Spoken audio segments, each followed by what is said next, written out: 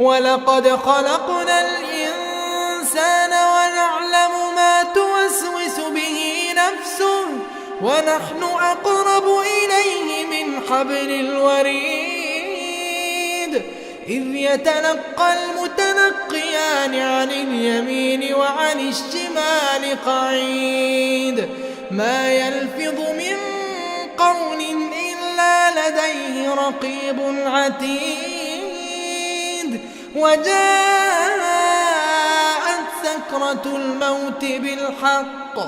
ذلك ما كنت منه تحيد ونفخ في الصور ذلك يوم الوعيد وجاءت